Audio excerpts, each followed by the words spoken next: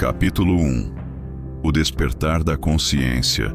Você não atrai, você assume. E se eu lhe dissesse que você nunca atraiu, verdadeiramente, nada em sua vida? E se a luta constante para puxar seus desejos para sua realidade for baseada em uma premissa fundamentalmente falha? Por anos, fomos ensinados a focar, a visualizar, a pedir ao universo, como se fôssemos mendigos de uma força externa e caprichosa. Mas a verdade é muito mais simples, muito mais direta e infinitamente mais poderosa. Você não é um ímã tentando atrair um pedaço de metal distante. Você é o próprio metal, com o poder de se moldar na forma que desejar. Este é o despertar que muda tudo. A lei da atração, em sua essência popular, nos ensina a focar em um desejo, mantendo a esperança de que ele venha até nós. Ela cria uma dualidade, uma separação. Existe você e existe aquilo que você quer.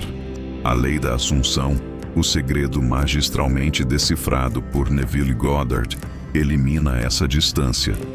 Ela postula que não há separação. Para manifestar um desejo, você não o atrai, você o assume. Você se move em sua própria consciência para o estado de ser a pessoa que já possui, já é ou já experimentou aquilo que deseja. A mudança não ocorre no mundo exterior primeiro. Ela ocorre no interior. Você não se torna rico ao receber dinheiro. Você recebe dinheiro porque assumiu internamente o estado de consciência da riqueza. Você não encontra o amor porque o universo o envia. Você o encontra porque assumiu o sentimento de ser amado e digno de amor. O poder criativo não está fora, respondendo aos seus pedidos. Ele é a sua própria imaginação, esperando por suas ordens, pelas suas assunções.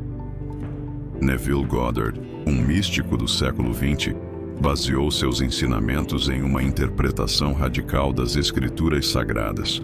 Para ele, a Bíblia não era um livro de história, mas um manual psicológico sobre a mecânica da consciência humana. Figuras como Jesus ou Moisés não eram personagens históricos a serem adorados, mas representações do potencial divino adormecido em cada ser humano. A promessa de que tudo é possível ao que crê não era uma metáfora religiosa, mas uma instrução literal. A crença para Neville era a assunção. Quando a ciência moderna fala sobre neuroplasticidade, a capacidade do cérebro de se reorganizar, formando novas conexões neurais em resposta a pensamentos e sentimentos focados, ela ecoa, sem saber, essa sabedoria antiga. Assumir um sentimento cria novas vias neurais que, por sua vez, começam a filtrar e a perceber uma realidade que corresponde a essa nova estrutura interna. O grande erro da maioria das pessoas, mesmo aquelas familiarizadas com o poder da mente, é focar na ausência. Elas repetem afirmações enquanto sentem o desespero da falta.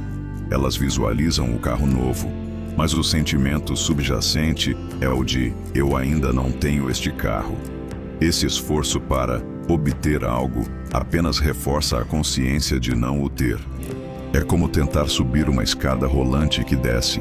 O esforço é imenso, mas o progresso é nulo ou frustrantemente lento. A lei da assunção nos convida a parar de lutar, a parar de pedir, a parar de perseguir. O erro fatal é acreditar que o seu desejo está no futuro. Enquanto ele estiver lá, ele nunca poderá estar aqui. A verdadeira prática é trazer o lá para o aqui e agora, colapsando o tempo e o espaço dentro da sua própria mente. Então, como se inicia este ritual do arquiteto da realidade? Comece escolhendo um desejo claro. Agora, em vez de visualizar o recebimento dele, construa uma cena curta, uma vinheta mental, que aconteceria depois que o desejo já fosse um fato consumado. Não imagine o recebimento do cheque.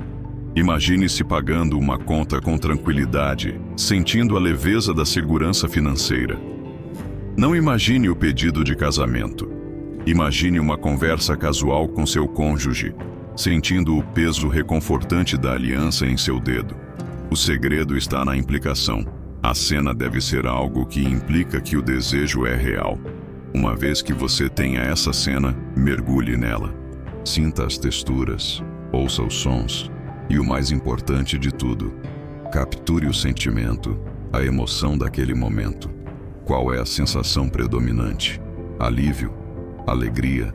Gratidão? Segure esse sentimento. É este o molde, o projeto que sua consciência usará para construir sua realidade.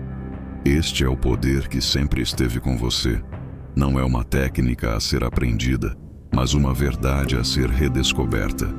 Você é o operante, a causa, a fonte de tudo em seu mundo. Sua imaginação, quando fundida com o sentimento, é o poder de Deus em ação. Deixe de lado a ideia de ser uma vítima das circunstâncias e assuma seu lugar de direito como o arquiteto de seu destino. Repita essas palavras de afirmação. Eu não persigo, eu sou. Eu não desejo, eu assumo. Minha consciência é a única realidade. Capítulo 2.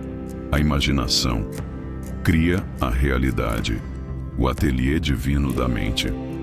Pense na palavra imaginação. O que vem à mente? Fantasias infantis? Contos de fadas? Um escape momentâneo da dura realidade? Fomos condicionados a tratar a imaginação como uma faculdade secundária, uma distração inofensiva. Mas hoje, vamos demolir essa crença.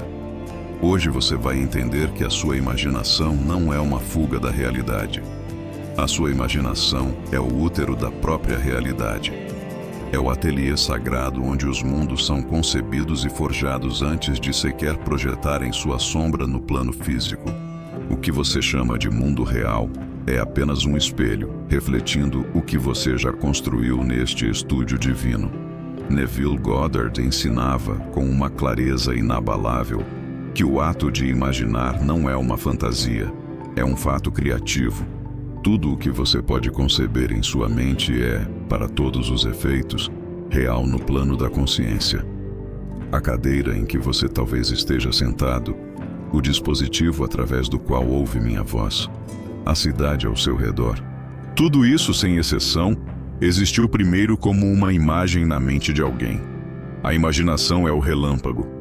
A manifestação física é o trovão que se segue, inevitável, mas secundário. O erro é acreditar que vivemos em um mundo material pontuado por pensamentos.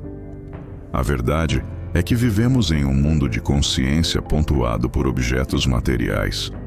O verdadeiro trabalho criativo é sempre interno. Quando você se envolve em um ato imaginal vívido e focado, você não está fingindo. Você está realizando um ensaio espiritual, ajustando a realidade em um nível fundamental. Você está dando a forma, a substância e a vida àquilo que o mundo dos sentidos em breve será forçado a reconhecer. Essa ideia não é nova nem exclusiva de Neville. O poeta e visionário William Blake escreveu: "O homem é todo imaginação. Deus é o homem e existe em nós e nós nele." Para Blake, a imaginação era um sentido espiritual, a verdadeira visão que penetrava o véu da percepção física.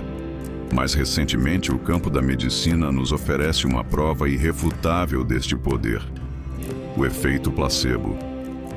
Um paciente acreditando firmemente que está a receber um medicamento poderoso pode ser curado com uma pílula de açúcar.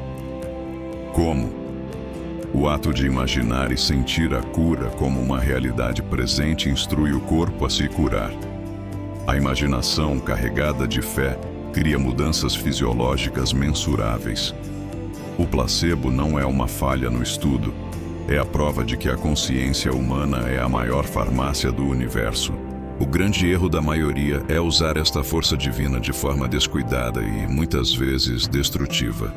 A cada dia, milhões de pessoas se entregam à imaginação negativa. Elas ensaiam discussões mentais com seus chefes, visualizam acidentes, sentem a ansiedade de contas que ainda nem venceram. Elas usam o poder criativo mais potente do universo para construir, detalhadamente, os cenários que mais temem.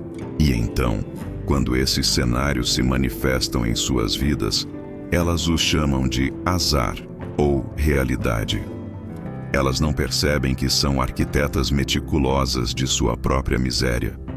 A imaginação passiva, que reage aos medos e às notícias do mundo exterior, é uma imaginação escravizada. Ela apenas recria e amplifica o que já existe. A imaginação ativa e controlada é a marca do mestre, que se recusa a permitir que o mundo exterior dite sua realidade interior. O ritual do arquiteto, portanto, é tomar as rédeas deste poder. É a prática de transformar a imaginação de um riacho selvagem em uma usina hidrelétrica. O segredo é a imersão sensorial em primeira pessoa. Se o seu desejo é ter uma saúde vibrante, não se veja de fora, como se assistisse a um filme. Entre no seu corpo. Sinta a energia pulsando em suas veias. Sinta a facilidade em sua respiração. Sinta a força em seus músculos enquanto realiza uma atividade que ama. Se o desejo é uma viagem, não olhe para um cartão postal mental. Sinta o calor do sol na sua pele. Ouça o som de um idioma estrangeiro ao seu redor. Prove a comida local. Envolva todos os 5 sentidos imaginais. Pergunte a si mesmo: como seria se fosse verdade? E então, viva essa resposta internamente, mesmo que por apenas alguns minutos. Esta riqueza sensorial é o que carimba o ato imaginal com o selo da realidade para o seu subconsciente. Sua imaginação é um jardim. Você pode permitir que ervas daninhas do medo e da dúvida cresçam soltas, ou pode cultivar deliberadamente as flores da realização e da alegria. Não há 1 centímetro deste jardim que esteja ocioso. Algo está sempre a ser plantado. A partir de hoje, seja o jardineiro consciente. Use o ateliê da sua mente para pintar as obras-primas que você deseja ver penduradas nas galerias da sua vida. Repita essas palavras de afirmação. O que eu imagino com sentimento, eu crio na realidade. Meu mundo interior molda meu mundo exterior. Eu sou o mestre do meu ateliê divino. Capítulo 3. O estado de desejo cumprido. Sentir é o segredo. Nós já estabelecemos que você assume, não atrai, e que sua imaginação é o ateliê onde a realidade é moldada. Mas falta uma peça crucial, o catalisador que transforma um projeto mental em uma realidade tridimensional. Qual é o fogo que aquece o metal da imaginação, permitindo que ele seja moldado? A resposta é o segredo mais simples e, ainda assim, o mais profundo de todos: o sentimento. Você pode construir o mais belo e detalhado castelo em sua mente, mas sem o sentimento de já viver nele, ele permanecerá para sempre um fantasma na sua consciência. O estado de desejo cumprido não é um estado de pensamento, é um estado de sentimento. O pensamento e a imagem podem delinear o contorno, mas é a emoção que preenche esse contorno com vida e substância. Pense na sua mente subconsciente como um solo fértil e incrivelmente poderoso. As palavras e as imagens são como sementes que você joga sobre esse solo. Contudo, é o sentimento, a emoção, que age como a água e o sol. Sem ele, a semente mais perfeita permanece dormente, sem poder para germinar. Você pode repetir: eu sou próspero 1000 vezes, mas se o sentimento que acompanha essas palavras for de ansiedade e falta, a semente que você está realmente a regar é a da pobreza. O subconsciente não entende a sua língua vernácula. Ele entende a linguagem universal da emoção. Sentir é o segredo. Não era apenas o título de um dos livros de Neville. Era a sua tese central. O sentimento do desejo já ser um fato é a oração que nunca falha. Esta sabedoria ancestral encontra ecos fascinantes na ciência moderna. Quando você gera um sentimento genuíno, seja de gratidão, alegria, amor ou alívio, seu cérebro libera um coquetel de neurotransmissores como a serotonina e a dopamina. Seu corpo literalmente muda sua química. O Instituto HeartMath, por exemplo, demonstrou que emoções positivas criam um estado de coerência entre o coração e o cérebro, otimizando funções neurológicas e perceptivas. Nesse estado de coerência, você se torna mais intuitivo, mais criativo e mais sintonizado com soluções e oportunidades que antes eram invisíveis. Ao cultivar o sentimento do seu desejo cumprido, você não está apenas fingindo, você está orquestrando uma sinfonia bioquímica que o alinha em um nível vibracional e celular com a realidade que você escolheu. O sentimento é a ponte entre o mundo invisível da consciência e o mundo visível da matéria. O grande erro que sabota inúmeras jornadas é a inconsistência emocional. As pessoas dedicam 5 minutos pela manhã a um ritual de visualização, tentando sentir alegria e gratidão. No entanto, passam as 23 horas e 55 minutos seguintes imersas em sentimentos de impaciência, dúvida, frustração e medo. Elas verificam constantemente o mundo exterior para ver se já funcionou. Este próprio ato de verificar é uma declaração de descrença. É a confissão silenciosa de que elas não acreditam verdadeiramente que o desejo é delas. É como um ator que, no meio de uma cena crucial, olha para a câmera e pergunta: "Estou a atuar bem?" A magia é quebrada instantaneamente. A prática não é visitar o sentimento do desejo cumprido, é mudar-se para ele, fazer dele sua nova morada emocional. O ritual do arquiteto, então, evolui para uma maestria do sentimento.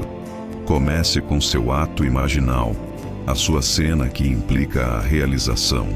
Quando a cena estiver estabelecida, retire sua atenção dos detalhes visuais e foque unicamente na emoção que ela gera. Qual é a sensação dominante? É a calma da segurança? A euforia da liberdade? O calor do amor? Isole essa sensação. Sinta-a no seu peito, no seu estômago, nas suas mãos. Deixe que ela se expanda até que sature cada célula do seu ser. Dê a este sentimento um nome, uma âncora. O objetivo é tornar-se tão íntimo deste estado que você possa convocá-lo à vontade, mesmo sem a cena imaginal. Este sentimento torna-se o seu ponto de referência, sua bússola. Sempre que o mundo exterior lhe apresentar evidências contrárias, você retorna, teimosamente, a este sentimento. Ele é a sua verdade. Lembre-se disto. Pensar no seu desejo mantém-no à distância. Pensar a partir do seu desejo, sentindo como você se sentiria se ele fosse real agora, é o que o traz para a sua realidade. O sentimento é o elo perdido para muitos, o combustível para o motor da criação. Domine seus sentimentos, e não haverá nada que você não possa realizar, pois você terá dominado a linguagem da própria realidade. Repita essas palavras de afirmação. O sentimento é a linguagem que o universo entende. Eu vivo no sentimento do meu desejo realizado. Minha emoção é a bússola para a minha manifestação. Capítulo 4. Eu sou. As 2 palavras mais poderosas do universo. Existem palavras que informam, palavras que descrevem e palavras que emocionam. E existem palavras que criam. No vasto léxico da experiência humana, 2 palavras, quando unidas, formam não apenas uma frase, mas um decreto. Uma afirmação tão potente que ela tem o poder de erguer impérios a partir do pó, ou de aprisionar um rei em uma cela de sua própria autoria. Elas não são um pedido, elas são um comando direto ao coração da realidade. Essas palavras, que representam o próprio nome de Deus como consciência, são Eu sou. Neville Goddard ensinava que Eu sou é a autodefinição da consciência pura, a única realidade. Não é o nome de um ser separado de você, flutuando em algum céu distante, mas o nome do seu próprio ser, da sua consciência desperta. Tudo o que você anexa a estas duas palavras torna-se uma instrução para o seu subconsciente, que, por sua vez, se põe a trabalhar incansavelmente para materializar essa instrução em sua vida. Quando você diz, pensa ou sente, eu sou pobre, você não está meramente a descrever uma condição temporária. Você está a vestir o manto da pobreza, a assumir a identidade da falta, e sua realidade se contorcerá para validar essa sua sagrada declaração. Da mesma forma, quando você ousa, em meio a evidências contrárias, declarar e sentir eu sou saudável ou eu sou amado, você está a invocar um poder que transcende as aparências. Você está a reivindicar um novo estado de ser, e o universo, que é apenas a sua própria consciência projetada, não tem escolha a não ser conformar-se. Este conceito ressoa através das eras e culturas. Na tradição judaico-cristã, quando Moisés pergunta o nome de Deus na sarça ardente, a resposta é enigmática e profunda: eu sou o que eu sou. Neville interpretou isso não como uma tautologia, mas como a maior de todas as revelações. A consciência é a causa primeira, e ela se torna aquilo que ela se declara ser. Nas filosofias védicas da Índia, o mantra Aham Brahmasmi encapsula uma ideia idêntica: eu sou Brahman, ou eu sou a realidade absoluta.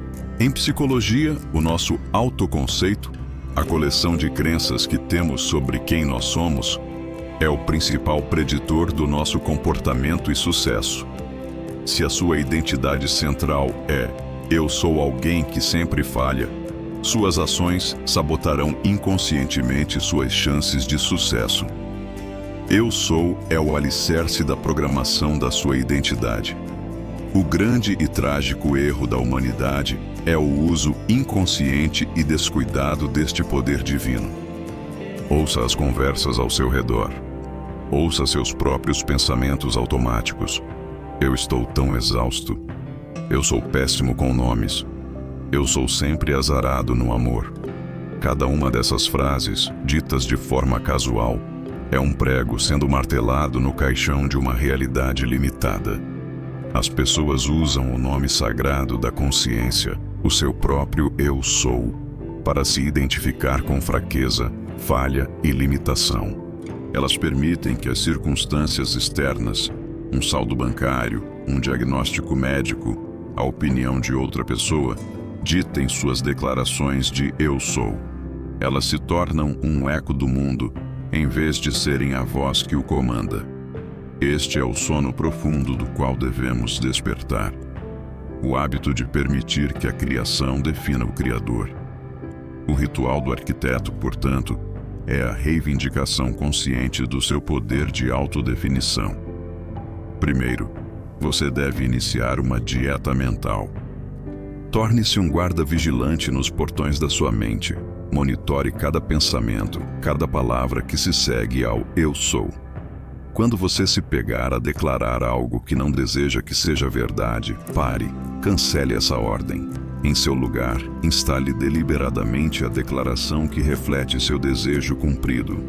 Isso não é sobre repetição mecânica, é sobre sentir o estado do seu desejo realizado, a segurança, a alegria, o alívio e, a partir desse sentimento, fazer a sua afirmação. Sinta-se próspero e, então, declare silenciosa e confiantemente: eu sou próspero. Sinta-se saudável e afirme: eu sou saudável. As palavras selam o sentimento. Elas são o ato final de reivindicar seu novo território na consciência. As duas palavras mais poderosas do universo não estão trancadas em um cofre antigo ou sussurradas em sociedades secretas. Elas estão em sua boca e em sua mente a cada momento de cada dia. Você é o poder criativo em seu mundo, e seu nome é Eu Sou. Use-o para se libertar, não para se aprisionar. Defina a si mesmo pela sua glória. não pelas suas limitações percebidas, e observe como o seu mundo se transforma para honrar a sua nova identidade. Repita essas palavras de afirmação: eu sou o poder e a causa no meu mundo. Tudo o que eu anexo ao eu sou, eu me torno. Eu sou a realidade do meu desejo agora. Capítulo 5. A ponte de incidentes. Como o universo reorganiza a realidade. Você fez o trabalho. Você entrou no seu ateliê mental, construiu uma cena vívida, mergulhou no sentimento da realidade dela e selou-a com a declaração divina: eu sou. E agora? O que acontece no silêncio que se segue? Você espera que seu desejo caia do céu, materializando-se instantaneamente diante dos seus olhos? A verdade é muito mais elegante e misteriosa. Uma vez que a semente é plantada na consciência, o mundo físico começa a se reorganizar. Uma série de eventos, encontros e circunstâncias, aparentemente naturais, começa a se desdobrar. Esta não é a obra do acaso, é a construção da sua ponte de incidentes. A ponte de incidentes é a sequência de eventos, muitas vezes lógicos e por vezes bizarros, que o leva do seu estado atual à materialização do seu desejo assumido. A sua consciência profunda, o poder que você invocou, sempre se moverá pelo caminho de menor resistência. Ela usará as pessoas, os lugares e as situações já presentes no seu mundo, rearranjando as peças do tabuleiro da sua vida de uma forma que você raramente poderia prever. Pode ser um telefonema inesperado, uma demissão que o liberta para uma oportunidade maior, uma conversa ouvida por acaso num café, ou uma súbita vontade de seguir por um caminho diferente. Estes não são acidentes. São os degraus, as vigas e os pilares da ponte que sua própria assunção está a construir para você em tempo real. Sua única tarefa não é planejar a ponte, mas sim atravessá-la.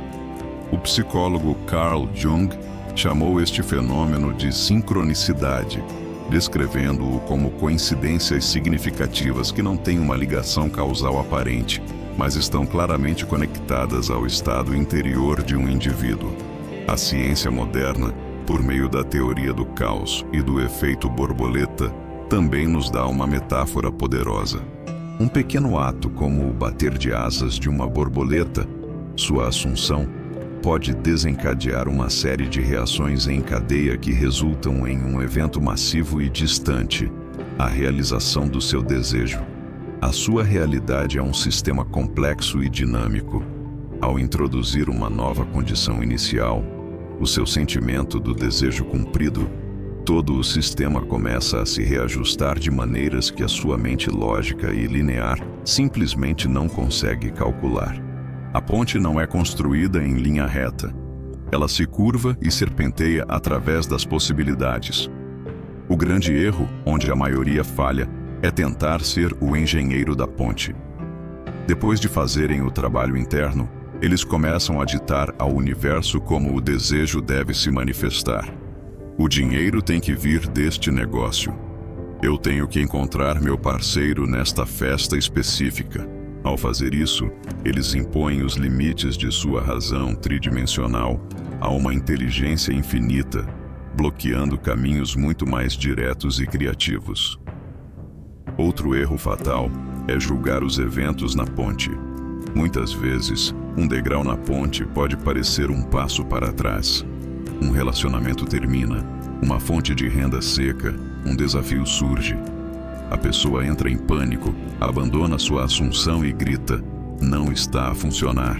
Ela não percebe que a demolição da estrutura antiga é muitas vezes o primeiro e necessário passo para a construção da nova. Portanto, o ritual do arquiteto neste estágio é um ritual de fé inabalável e de interpretação consciente. A sua prática agora é viver no final e confiar no desdobramento dos acontecimentos. Quando algo acontece em seu mundo, seja aparentemente bom ou mal, sua única tarefa é se perguntar: como eu interpretaria isto se meu desejo já fosse um fato? Se você assumiu o sucesso e um projeto é cancelado, você não se desespera. Você reconhece que isso está a abrir espaço para algo muito maior.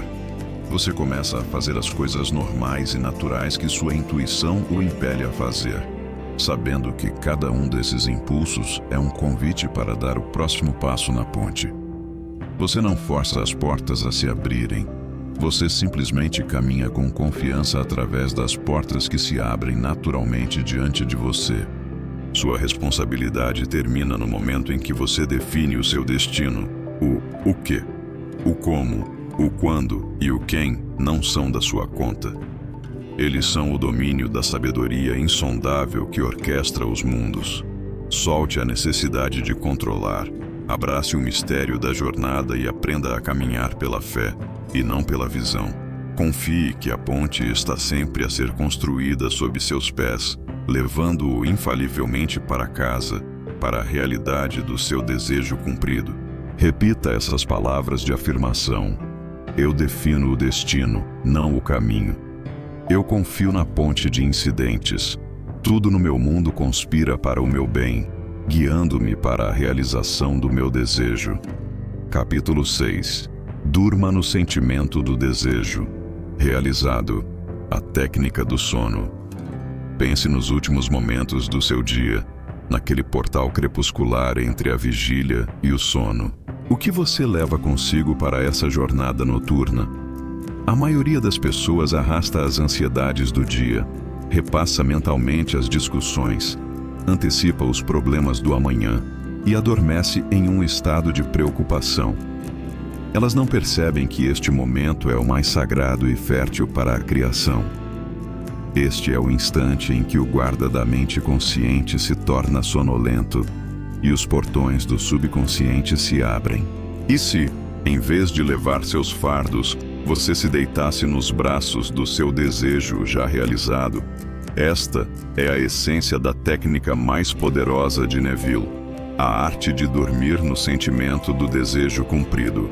O estado que precede o sono, conhecido como estado hipnagógico, é um estado de passividade e receptividade extremas. Sua mente analítica e cética relaxa seu controle, tornando sua mente subconsciente, o construtor mestre, completamente aberta a novas instruções. A técnica é de uma simplicidade divina. Você não luta, não força, não se esforça. Você simplesmente se deita, pronto para dormir, e permite que um estado de sonolência o envolva. Então, com o mínimo de esforço possível, você traz à sua mente a sua cena imaginal, aquela que implica que seu desejo é um fato consumado. Você a sente como real e repete essa ação como uma canção de ninar, até que a sonolência o vença. A sensação que domina sua mente no momento em que você cruza o limiar para o sono é a semente que você planta no jardim fértil da sua noite. A ciência do sono moderna lança uma luz fascinante sobre esta prática antiga. Durante a noite, especialmente nas fases de sono REM, o cérebro está longe de estar inativo.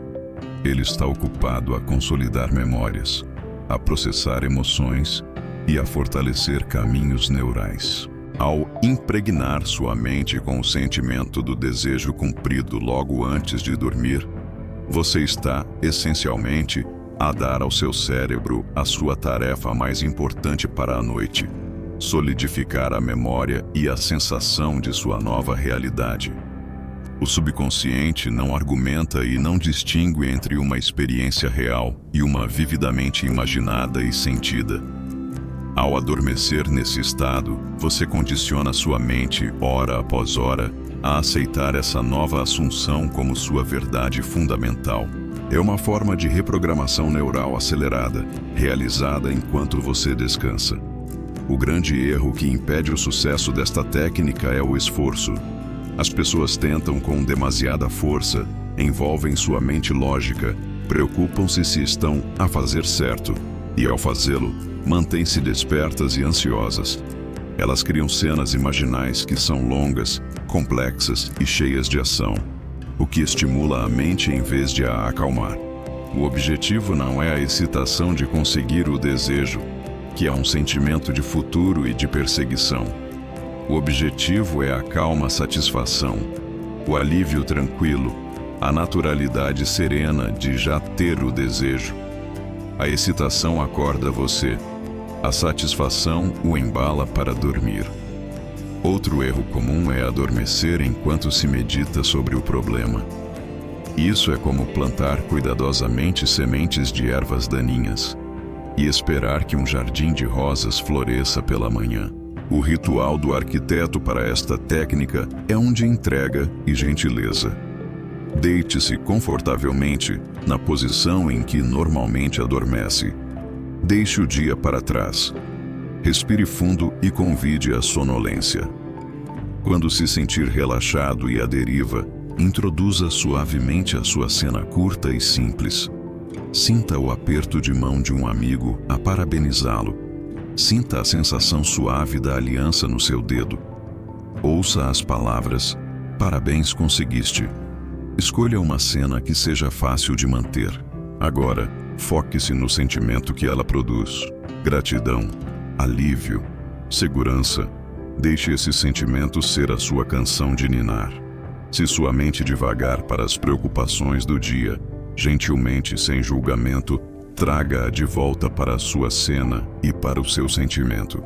O objetivo não é lutar contra o sono, mas sim ser surpreendido por ele enquanto está imerso na realidade do seu desejo. O estado em que você adormece define, em grande medida, a consciência com que você desperta e as circunstâncias que você encontrará no seu dia.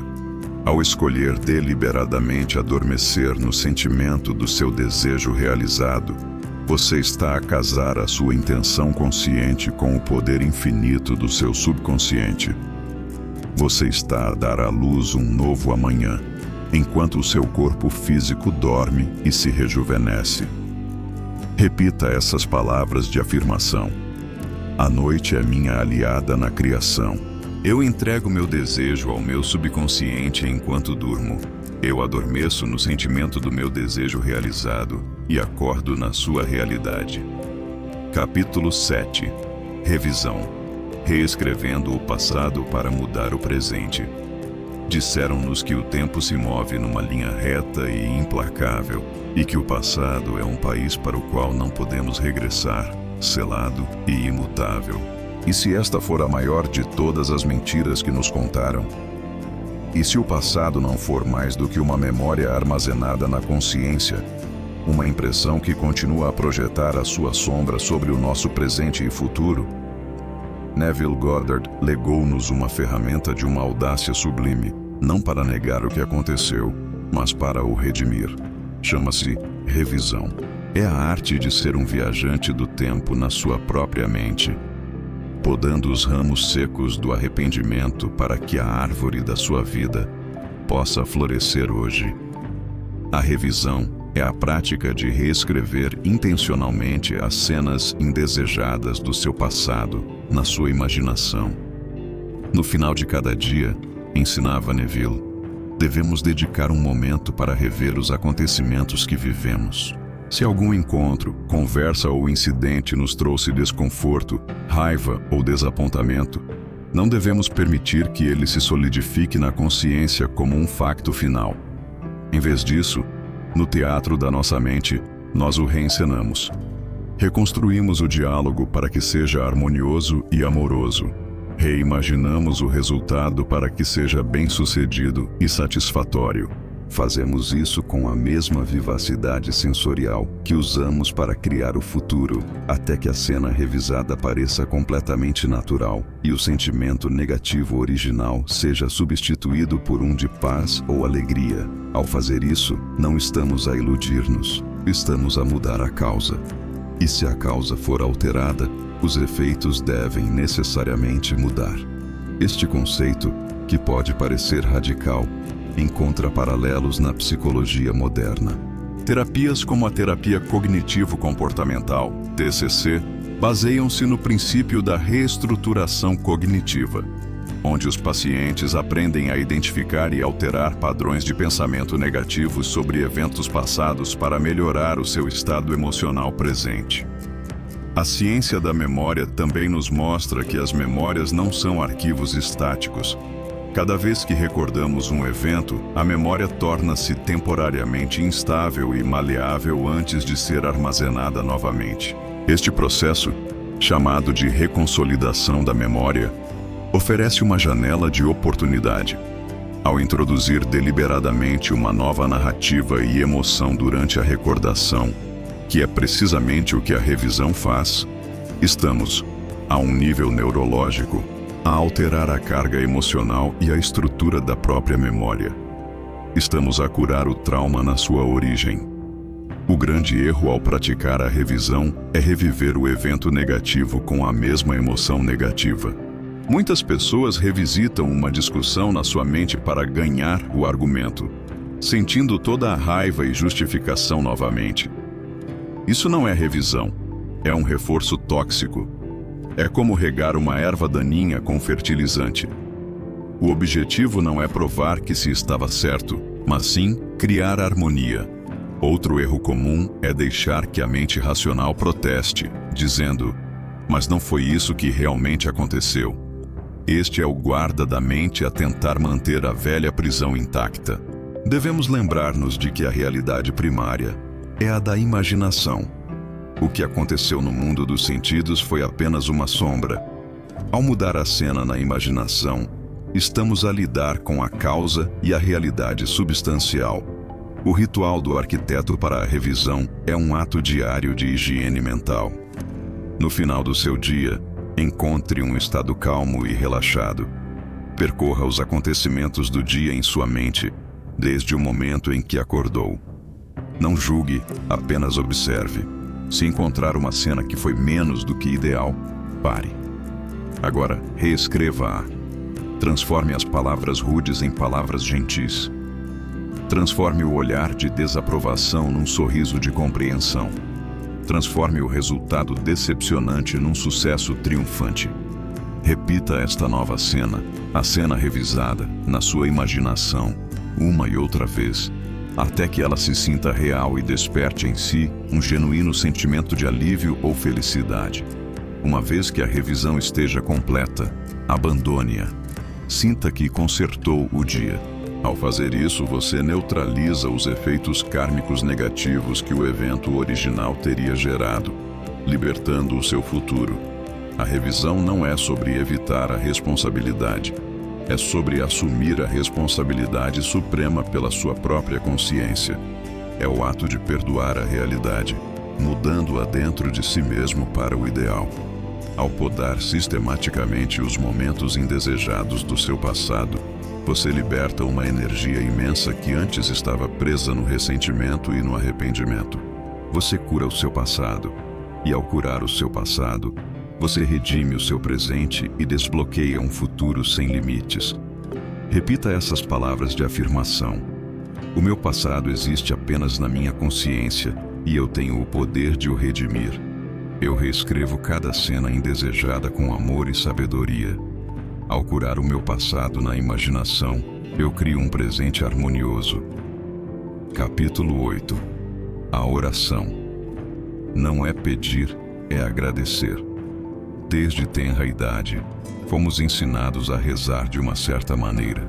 De joelhos, com as mãos postas, os olhos fechados, suplicando a uma divindade externa por ajuda, por misericórdia, por uma mudança nas nossas circunstâncias.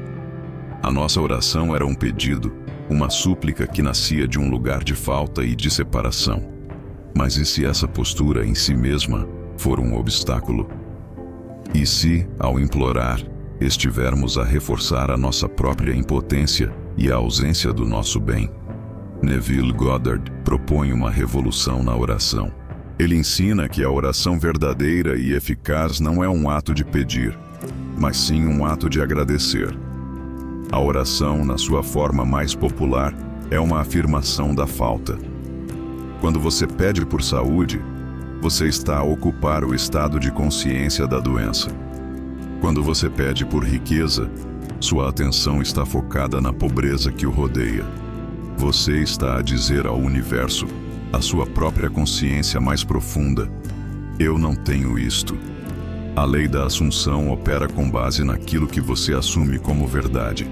Portanto, a oração de súplica é uma assunção de carência.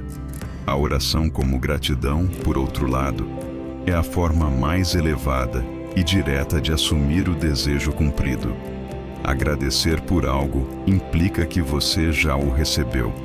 É impossível sentir gratidão genuína por algo que você não possui. Assim, ao mudar a sua oração de "por favor, dá-me" para "obrigado por me teres dado", você salta instantaneamente para o outro lado da equação. Você move-se do estado de desejar para o estado de possuir. Esta fórmula está dramaticamente ilustrada nas escrituras que Neville tanto estudava. Perante uma multidão faminta e com apenas alguns pães e peixes, Jesus, segundo os relatos, não olhou para os céus e implorou por mais. Ele deu graças pelo que já tinha. A partir desse estado de gratidão, desse reconhecimento da abundância presente, a multiplicação ocorreu. Neville via isto não como um milagre histórico, mas como uma lição de psicologia eterna. A ciência moderna confirma o poder da gratidão. Pesquisas extensivas demonstraram que a prática regular da gratidão reorganiza o cérebro, aumenta os níveis de serotonina e dopamina e muda o nosso foco do que está errado para o que está certo. A gratidão é um antídoto bioquímico para o desespero e um catalisador para a percepção de oportunidades. O grande erro da maioria é a oração de mendicância. As pessoas entram num estado de meditação ou oração e passam o tempo a detalhar vividamente os seus problemas, a sua dor, a sua solidão, na esperança de que um Deus externo se compadeça delas. Mas a lei da consciência é impessoal. Aquilo em que você foca a sua atenção e sentimento, você amplifica. Assim, a sua oração torna-se uma poderosa meditação sobre o problema, garantindo a sua continuação. Outro erro subtil é a gratidão condicional. A promessa de que "eu serei muito grato quando isto acontecer". Isso ainda é uma declaração de que o desejo está no futuro, de que ele não é seu agora. A verdadeira oração é a gratidão incondicional e presente, agradecendo agora por um bem que, por enquanto, só existe na sua imaginação. O ritual do arquiteto para a oração eficaz é, portanto, um ritual de ação de graças. Comece por definir o seu desejo. Em seguida, em vez de imaginar a cena do seu cumprimento, vá diretamente para o momento depois. Imagine que acabou de receber a notícia maravilhosa. Como se sentiria? A emoção primária seria, muito provavelmente, um imenso e avassalador sentimento de gratidão e alívio. Capture esse sentimento. Deixe que o seu coração se encha dele e, a partir do centro desse sentimento, sussurre ou pense as palavras mais simples e poderosas. Obrigado. Muito obrigado. Sinta a sinceridade profunda por trás dessas palavras. Repita-as não como um papagaio, mas como o transbordar de um coração cheio. Esta sensação de gratidão é a prova, para a sua própria consciência, de que a obra está concluída. Deixe de ser um suplicante nos portões do céu. Levante-se, reconheça que o reino dos céus está dentro de você e que você é o herdeiro de tudo o que ele contém. A sua oração não é uma tentativa de convencer uma força externa, mas sim uma comunhão consigo mesmo. Mude a sua linguagem de "por favor" para "obrigado", e você terá dominado um dos maiores segredos da vida. A gratidão é o amém da fé, a confirmação de que o que foi assumido na imaginação é agora um facto consumado. Repita essas palavras de afirmação. A minha oração é um agradecimento pela realidade já existente na minha imaginação. Eu não peço, eu recebo com gratidão. Obrigado é a minha palavra de poder e a prova da minha fé. Capítulo 9. O obstáculo da razão. Silenciando o guarda da mente. Na sua jornada para se tornar um mestre da assunção, você inevitavelmente encontrará um guardião formidável, um sentinela postado nos portões da sua mente. Ele é lógico, ele é cético, e a sua lealdade é para com o mundo que os seus 5 sentidos reportam. Ele se arma com fatos, com a sua conta bancária, com o diagnóstico do médico, com as memórias de fracassos passados. Este guarda é a sua própria razão. Ele foi treinado para o proteger, para o manter seguro no mundo conhecido. Mas o seu excesso de zelo impede a sua entrada no reino da criação. A sua grande tarefa não é lutar contra este guarda, mas aprender a acalmá-lo, a embalá-lo para que durma, permitindo que você passe por ele e entre no templo sagrado da sua imaginação. A mente consciente e racional é o nosso capitão diurno.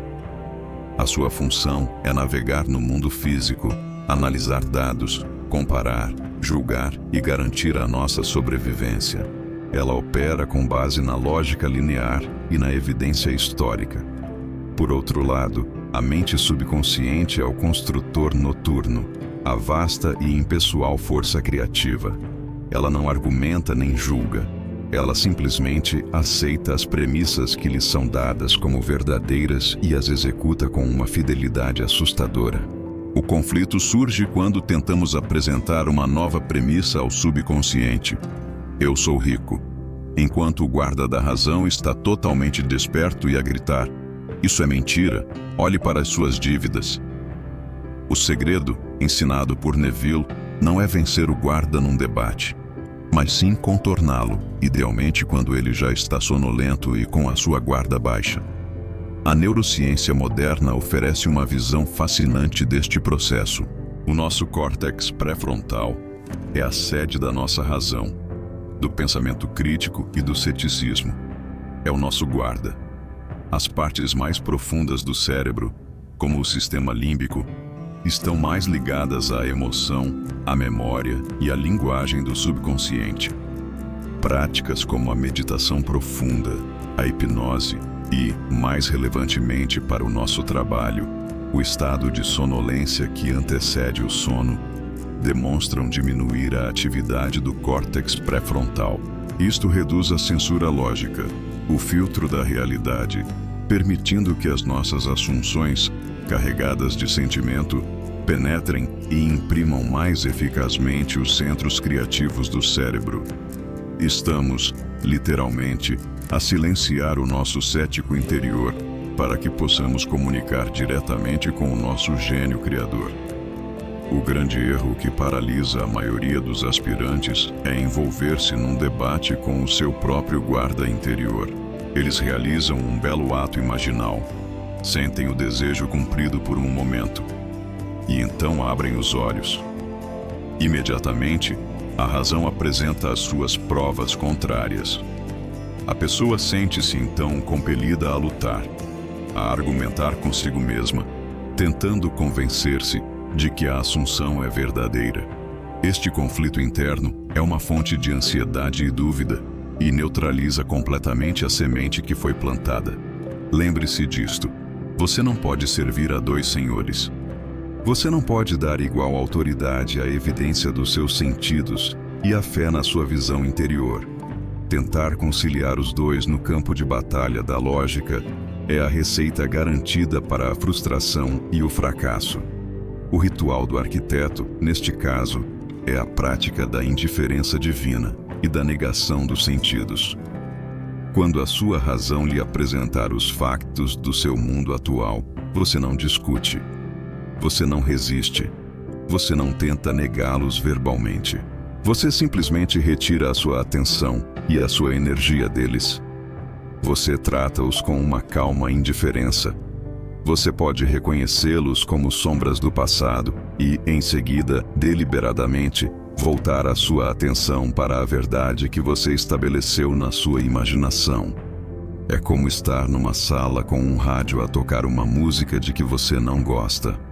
Você não discute com o rádio. Você simplesmente muda de estação. As suas técnicas noturnas, como o sono e a revisão, são as suas ferramentas para contornar o guarda. A sua indiferença cultivada durante o dia é o escudo que protege a sua assunção até que ela germine. A sua razão é uma ferramenta fantástica para navegar no mundo que a sua imaginação já criou. É um bom servo, mas um péssimo mestre. Honre-a, usando-a para as tarefas práticas do dia a dia, mas nunca, jamais, lhe dê o poder de veto sobre a sua visão divina. A sua tarefa é ousar acreditar naquilo que os seus olhos e a sua lógica negam. Ao aprender a acalmar o guarda da mente, você permite que o rei, a sua imaginação consciente, se sente no trono e governe soberanamente o seu reino. Repita essas palavras de afirmação. A minha fé é mais forte que os factos do mundo. Eu ignoro a evidência dos meus sentidos e permaneço leal à minha visão interior. Eu acalmo a minha mente racional e permito que o meu desejo se manifeste.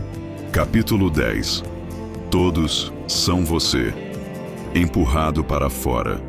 A realidade como espelho. Olhe, por um momento, para as pessoas que povoam o seu mundo. O colega de trabalho que o apoia, o membro da família que o critica, o parceiro que o ama, o estranho que o ignora. Nós fomos condicionados a vê-los como indivíduos separados, cada um com a sua própria vontade, agindo de forma independente.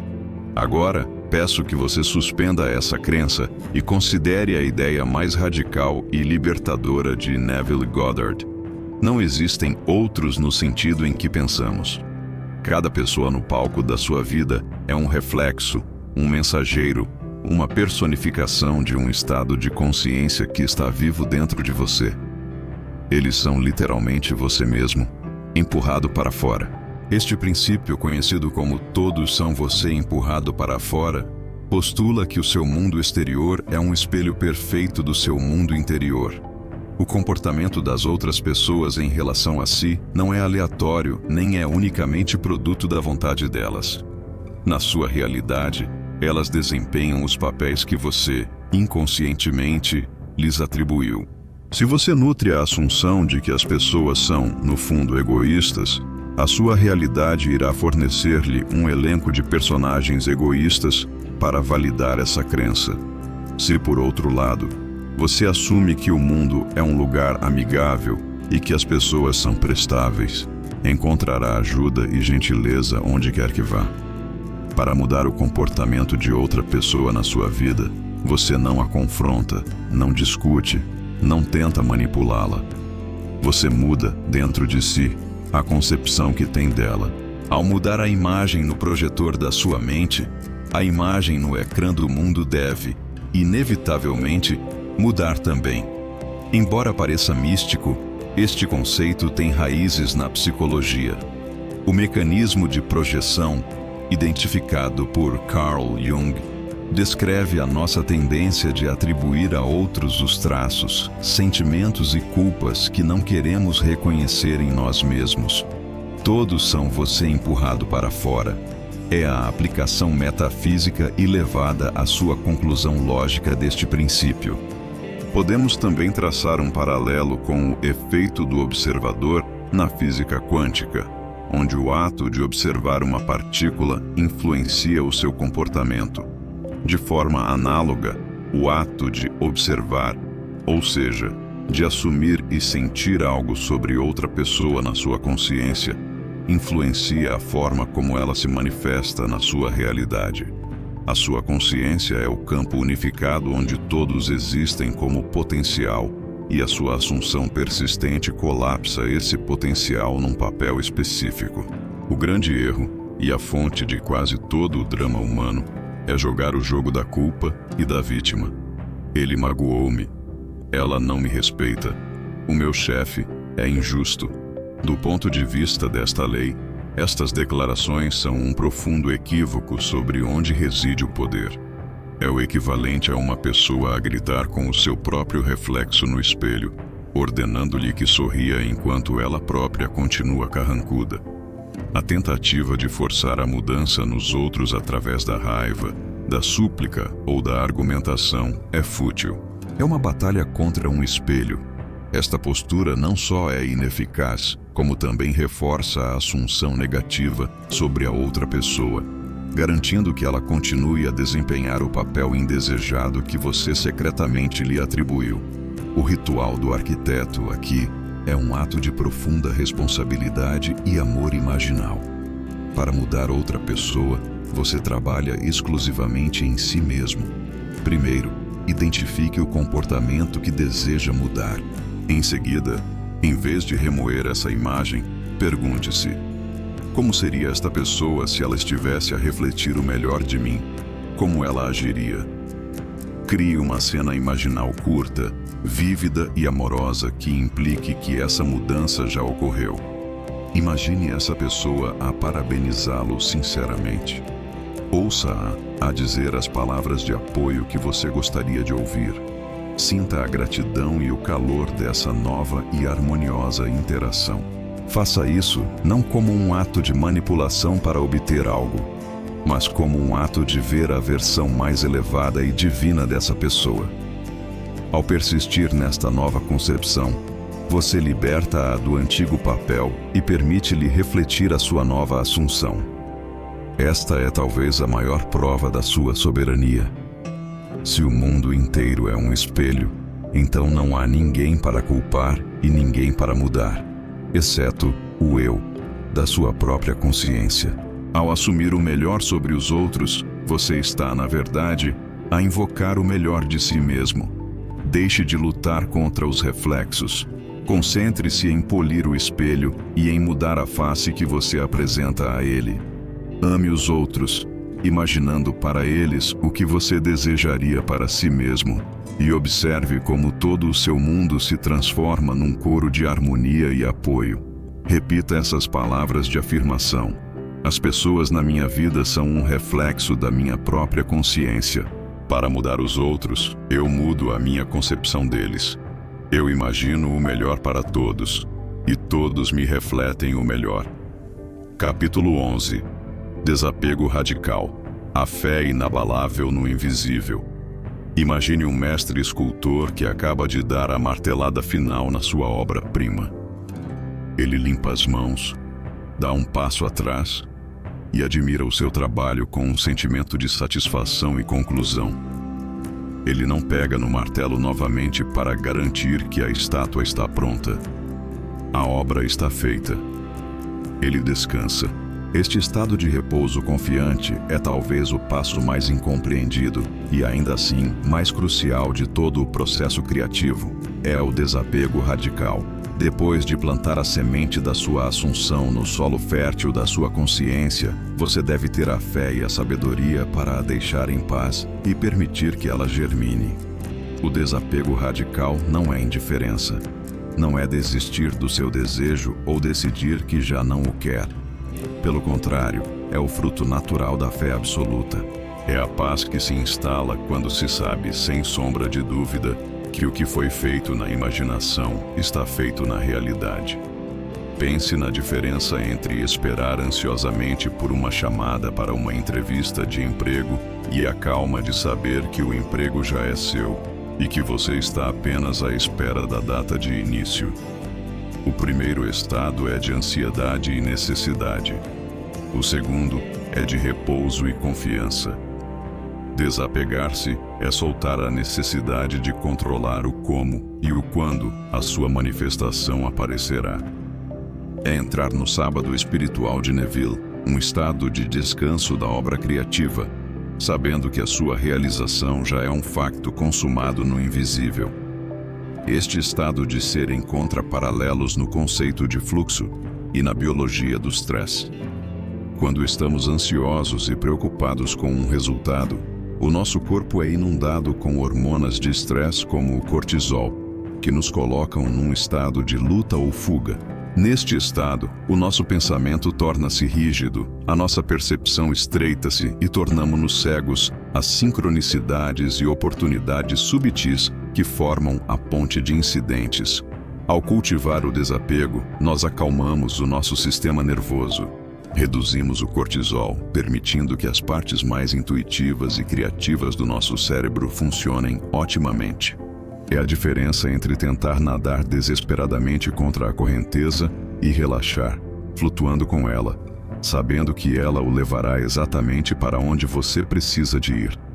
O grande erro, o ato que sabota inúmeras manifestações, é desenterrar a semente. A pessoa realiza um belo ato imaginal à noite, e no dia seguinte a sua mente racional começa a trabalhar. Será que funcionou? Onde está o sinal? Deixa-me verificar a minha conta bancária. Deixa-me ver se ele me ligou. Cada um destes atos de verificação é uma poderosa declaração de dúvida. É um grito ao subconsciente que diz: eu não confio que tenhas recebido a ordem. Esta necessidade de prova externa, esta impaciência e preocupação são a estática que interfere com a transmissão clara da sua assunção. A fé e a preocupação são como óleo e água.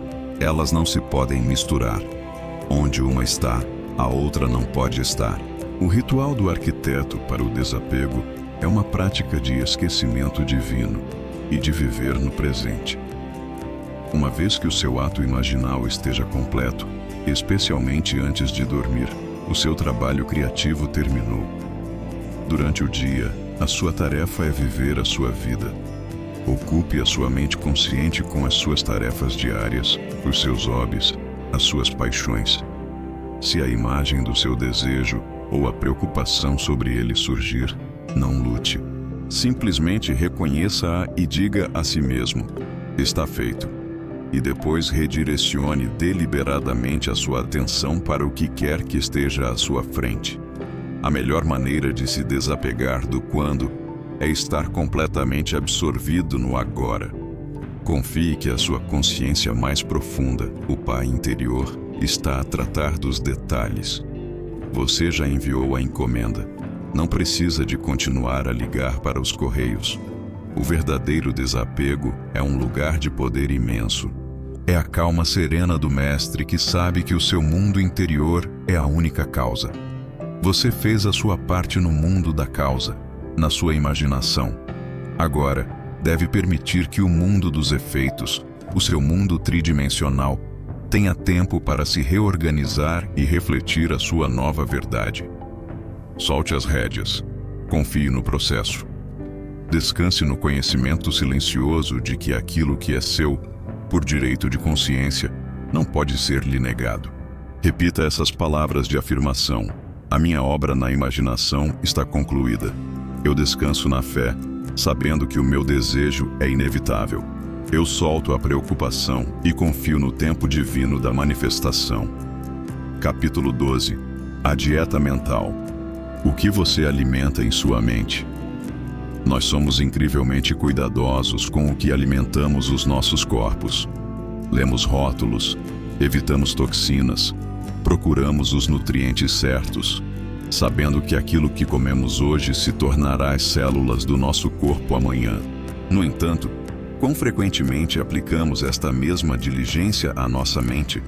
A cada momento, estamos a consumir pensamentos, a digerir emoções e a absorver as ideias do mundo que nos rodeia. Neville Goddard ensinou que a prática que verdadeiramente separa o amador do mestre é a dieta mental. Não é um ato de 5 minutos, mas uma vigilância de 24 horas por dia sobre o único alimento que realmente importa, pois os pensamentos que você alimenta constroem a própria estrutura da sua realidade.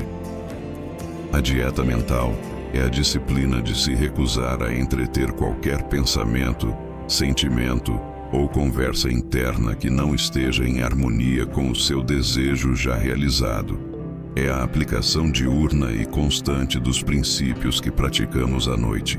Significa que, quando um pensamento de dúvida surge na sua mente, você não o convida para tomar um café. Você não o analisa, não debate com ele, não explora as suas implicações. Você simplesmente observa-o como uma nuvem a passar no céu e retira-lhe a sua atenção. Você deixa-o morrer de fome. E então, você volta deliberadamente para o sentimento da sua assunção. É a prática de manter a sua consciência banhada na luz do seu ideal, recusando-se a permitir que as sombras da sua antiga realidade entrem. É um jejum rigoroso de toda a negatividade. Esta prática é, na sua essência, um programa de neuroplasticidade autodirigida. O nosso cérebro é uma máquina de hábitos, fortalecendo as vias neurais que usamos com mais frequência. Cada vez que você se entrega a um ciclo de preocupação, você está a tornar o caminho neural da preocupação mais profundo e mais fácil de percorrer no futuro. A dieta mental é o ato consciente de parar de percorrer essas velhas estradas. Ao se recusar a dar energia aos pensamentos de medo e falta, e em vez disso, focar-se persistentemente nos pensamentos e sentimentos do seu sucesso, saúde ou felicidade, você está ativamente a enfraquecer as velhas conexões e a construir e fortalecer novas e poderosas vias neurais. Com o tempo e a persistência, o seu estado de ser desejado deixa de ser um esforço e torna-se o seu estado mental padrão, o seu novo lar. O grande erro é a complacência. As pessoas fazem o seu ato imaginal à noite e depois sentem que o trabalho está feito. Elas passam o dia a consumir uma dieta de notícias negativas, a participar em conversas de reclamação com amigos e a permitir que a sua imaginação corra à solta com cenários de desastre. Elas tratam os pensamentos negativos como pequenos deslizes ou refeições de lixo mentais, sem perceber que cada um deles é um veneno que contamina a semente que plantaram. Um único momento de preocupação intensa, alimentado e nutrido, pode neutralizar horas de prática positiva. O erro é acreditar que se pode construir um templo com as mãos enquanto se permite que uma bola de demolição opere livremente na sua mente o resto do dia. O ritual do arquiteto para isto é o famoso desafio da dieta mental de 7 dias. Comprometa-se, por um período definido, a uma vigilância implacável. Durante estes 7 dias, o seu único objetivo é não permitir que a sua mente se demore em nada que contradiga a sua nova realidade. Quando um pensamento negativo surgir, e ele surgirá, você não se julga. Você simplesmente o nota e para. Diga para a si mesmo. Em seguida, redirecione imediatamente a sua atenção. A forma mais rápida de o fazer é voltar ao sentimento do seu desejo cumprido. Se isso for difícil no momento, simplesmente encontre algo no seu ambiente imediato pelo qual você possa ser genuinamente grato. A prática não é sobre nunca ter um pensamento negativo, mas sobre a rapidez com que você o descarta e se recusa a alimentá-lo. Se você se encontrar a remoer a negatividade por mais de 1 minuto, seja honesto consigo mesmo e reinicie o seu contador de dias. A dieta mental é o ginásio da sua consciência. É aqui que você treina o seu músculo da atenção, da disciplina e da fé. No início parecerá um esforço monumental, mas com a prática, torna-se a sua natureza. Você não está a suprimir a sua mente, está a dominá-la. Ao escolher conscientemente alimentar a sua mente apenas com o melhor, o mais nobre e o mais amoroso, você transforma-se a si mesmo a um nível fundamental. E o seu mundo, o grande espelho, não terá outra escolha senão refletir a beleza da sua nova dieta. Repita essas palavras de afirmação. Eu sou o guardião da minha mente. Eu alimento apenas pensamentos de amor, sucesso e alegria. A minha dieta mental consistente cria a minha realidade saudável e abundante. Capítulo 13. Testando a lei. Provas e evidências pessoais. A fé que se baseia nas palavras de outra pessoa é como uma casa construída sobre a areia, vulnerável aos ventos da dúvida e às marés da adversidade.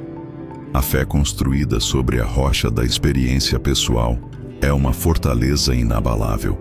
Até este ponto, nós exploramos a filosofia, dissecamos as técnicas e mergulhamos na profunda sabedoria de Neville Goddard. Mas as palavras são apenas mapas, não são o território. Neville não pedia aos seus seguidores que acreditassem nele.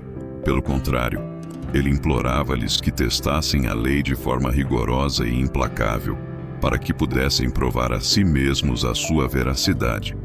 Este capítulo é o seu convite para sair da plateia e subir ao palco. É hora de se tornar o cientista no laboratório da sua própria consciência. A fé é um músculo. Você não entra num ginásio pela primeira vez e tenta levantar o peso mais pesado. Isso levaria à frustração e a uma provável lesão.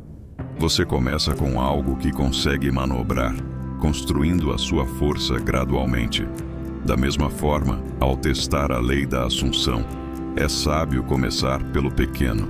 Escolha algo que a sua razão não rejeite violentamente. Assuma receber uma chávena de café grátis. Imagine ouvir uma canção específica no rádio. Assuma o sentimento de receber um telefonema de um amigo com quem não fala há meses. O objetivo destes pequenos testes não é a aquisição das coisas em si, mas sim a aquisição de provas. Cada manifestação bem-sucedida, por mais trivial que pareça, é mais um tijolo na fundação da sua fé. É uma evidência pessoal que começa a silenciar o seu cético interior, dando-lhe a coragem para avançar para assunções maiores e mais transformadoras. Podemos abordar esta prática com o rigor do método científico. A ciência opera através da observação, da formulação de uma hipótese, da experimentação e da verificação. Você pode fazer o mesmo. Primeiro, a observação. Você identifica um desejo. Segundo, a hipótese. Se eu assumir o sentimento do meu desejo cumprido, ele deve manifestar-se no meu mundo. Terceiro, a experimentação. Você realiza o seu ato imaginal, satura-se com o sentimento, mantém a sua dieta mental. Quarto, a verificação. O evento ocorre no seu mundo tridimensional. Ao tratar as suas manifestações não como pedidos desesperados, mas como experiências controladas, você remove grande parte da ansiedade e substitui-a por uma curiosidade focada. Você torna-se um investigador da consciência, recolhendo dados que validam, repetidamente, a sua hipótese fundamental. O grande erro que muitos cometem é começar pelo impossível. Eles tentam manifestar uma fortuna da noite para o dia, enquanto a sua consciência está saturada com crenças de pobreza e dívida. É como tentar saltar um desfiladeiro antes de aprender a saltar uma poça de água. A sua razão lutará com unhas e dentes. A sua ansiedade será esmagadora e o fracasso que provavelmente se seguirá apenas servirá para provar à sua mente cética que isto não funciona. Outro erro é anunciar os seus experimentos aos outros. O mundo está cheio de céticos que, mesmo com boas intenções, podem projetar as suas dúvidas sobre si, envenenando a sua assunção. Guarde os seus experimentos para si. Conduza-os no silêncio sagrado do seu próprio ser, até que a sua fé seja tão forte que a opinião dos outros se torne irrelevante. O ritual do arquiteto aqui é um experimento clássico de Neville, conhecido como a técnica da escada. Por 3 noites consecutivas, enquanto adormece, imagine vividamente que está a subir uma escada. Sinta os degraus de madeira ou metal sob os seus pés. Sinta as suas mãos a agarrarem os lados. Repita mentalmente a ação. Eu estou a subir uma escada, até adormecer. Durante o dia, faça o oposto. Escreva em vários pedaços de papel a frase "Eu não vou subir uma escada" e coloque-os em lugares onde os veja. O objetivo é criar um conflito direto entre a sua vontade consciente e a sua instrução subconsciente. Depois das 3 noites, pare tudo. Solte o assunto. Agora, observe. Nos dias ou semanas seguintes, as circunstâncias da sua vida conspirarão para o levar, de uma forma perfeitamente natural, a subir fisicamente uma escada. Esta prova irá demonstrar-lhe que a instrução subconsciente, impregnada de sentimento, sempre prevalece sobre a intenção consciente. Portanto, não acredite numa única palavra que ouviu até agora. A verdade não pode ser dada, tem de ser descoberta. Teste a lei. Comece pequeno, seja metódico, seja um experimentador curioso e implacável. Reúna as suas próprias provas irrefutáveis. Construa a sua casa da fé sobre a rocha sólida da sua própria experiência, e nenhuma tempestade de dúvida ou evidência sensorial contrária jamais a poderá abalar. A prova da lei está na sua aplicação. Repita essas palavras de afirmação. Eu sou um cientista da consciência. Eu testo e provo esta lei para mim mesmo todos os dias. A minha fé é construída sobre a rocha da minha própria experiência bem-sucedida. Capítulo 14. Vivendo no final. A arte de ser quem você deseja ser. Nós viajamos pelas profundezas da imaginação. Aprendemos a linguagem do sentimento, reivindicamos o poder do nosso eu sou e tornamo-nos cientistas no laboratório da mente. Cada técnica, cada princípio, foi um degrau numa escada que nos leva a um destino final, um estado de ser. Um estado que Neville Goddard chamava de viver no final. Esta não é mais uma técnica a ser adicionada à sua caixa de ferramentas.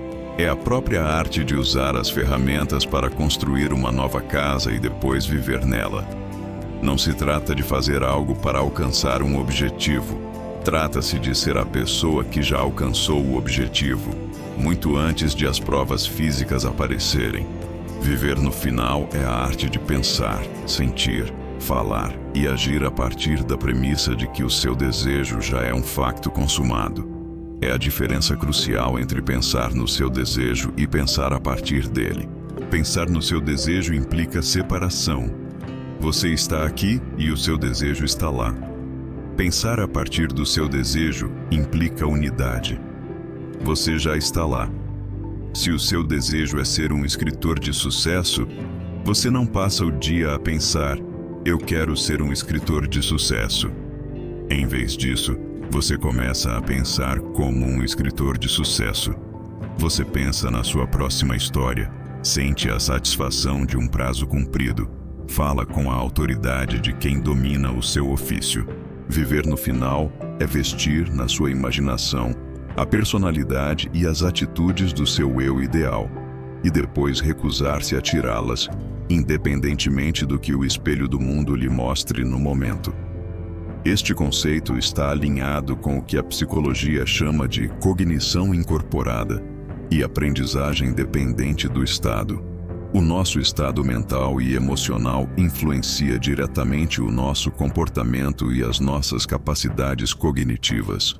A ciência da cognição vestida, Enclothed Cognition, mostra que vestir certas roupas, como a bata de um médico, pode de facto melhorar o desempenho em tarefas que exigem atenção. Viver no final é a aplicação metafísica disto. Ao vestir a identidade da pessoa que você deseja ser, ao adotar os seus padrões de pensamento e sentimento, você começa a agir em conformidade com essa identidade. A ação não precede o ser. A ação flui do ser. Ao ousar ser, na sua imaginação, a pessoa que você deseja ser, você começa, inevitavelmente, a realizar as ações que essa pessoa realizaria. O grande erro, e o mais subtil de todos, é a incongruência. As pessoas realizam um ato imaginal impecável à noite, sentindo-se ricas e seguras. No dia seguinte, no entanto, os seus pensamentos, sentimentos e ações são os da sua antiga identidade. Elas reclamam dos preços no supermercado, falam sobre a falta de dinheiro com os amigos, sentem uma pontada de inveja ao ver o sucesso de outra pessoa. Cada uma destas ações e reações é uma negação da sua assunção noturna. É tentar sintonizar duas estações de rádio ao mesmo tempo, resultando apenas em ruído e frustração.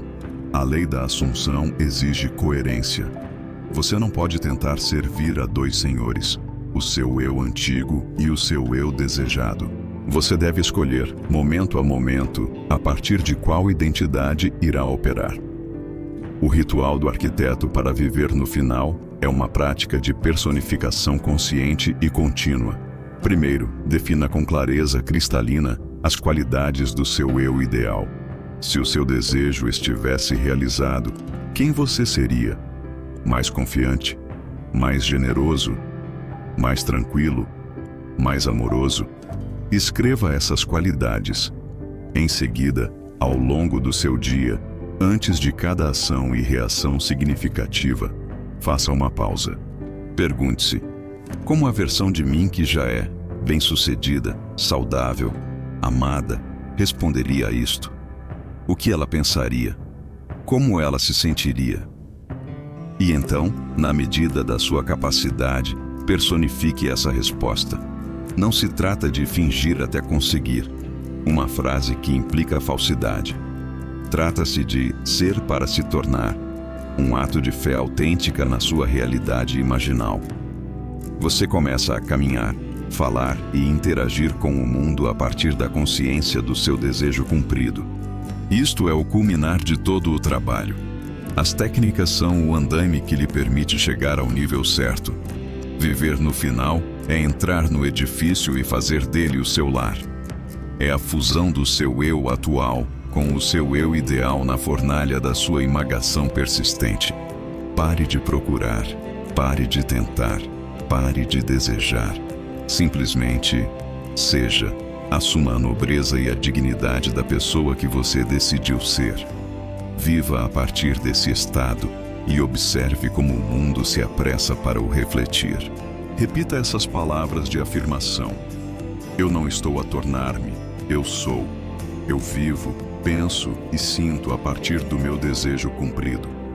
A minha realidade exterior é um reflexo do ser que eu assumi. Capítulo 15. A promessa.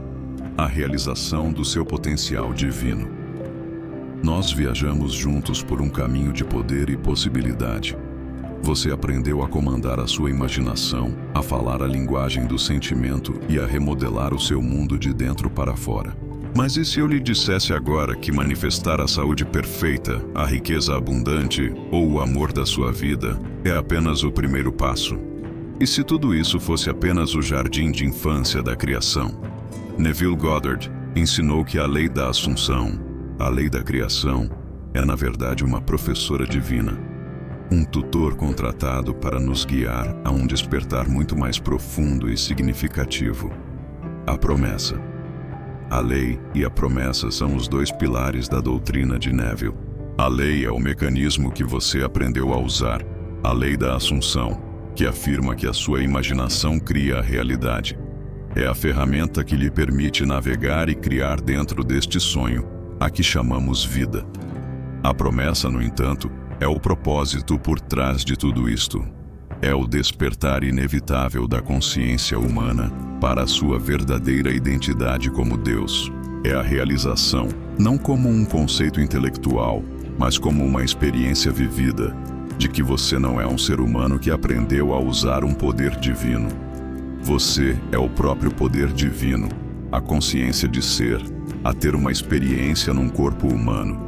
A lei serve para lhe mostrar o seu poder, para que, eventualmente, maravilhado com a sua própria capacidade de criar, você faça a pergunta final: se eu posso fazer tudo isto, quem de facto sou eu? A resposta a essa pergunta é a promessa. Esta ideia de uma realização final do eu não é exclusiva de Neville. É o fio de ouro que percorre todas as grandes tradições espirituais e místicas do mundo.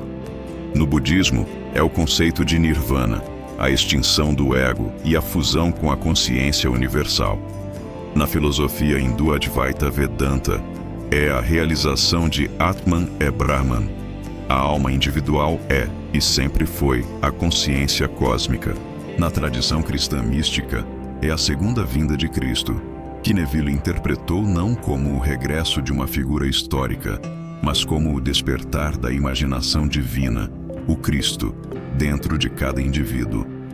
A promessa é o destino final da alma, o regresso à casa, a consciência da sua própria divindade.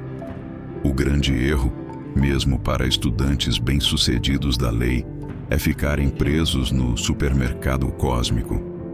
É usar este poder magnífico apenas para a satisfação de desejos materiais e do ego, sem nunca se questionar sobre a natureza do poder ou de quem o utiliza. É como um príncipe que, tendo esquecido a sua linhagem real, usa a sua força e carisma apenas para garantir mais comida e conforto na aldeia, sem nunca reivindicar o trono que é seu por direito de nascença. O erro é acreditar que a felicidade duradoura pode ser encontrada na aquisição de coisas. As coisas podem trazer prazer e conforto, mas é a realização de quem você é que traz uma paz que transcende todas as circunstâncias. O ritual do arquiteto para a promessa não é sobre manifestar algo exterior, mas sobre descobrir o que está no interior. É a meditação no Eu Sou puro. Em vez de anexar o eu sou a um estado, como eu sou rico ou eu sou saudável, o objetivo é sentir a essência do próprio eu sou, sem qualificações. Sente-se em silêncio, feche os olhos, retire a sua atenção do seu corpo, dos seus pensamentos, dos sons do mundo. E então, suavemente, sinta a sua própria consciência. Sinta a presença silenciosa e imóvel que está ciente de tudo o resto. Não é algo que você possa descrever, mas é algo que você pode ser. Descanse neste sentimento de puro ser. Esta prática, ao longo do tempo, começa a desidentificá-lo do seu ego limitado e a identificá-lo com a consciência infinita que você sempre foi.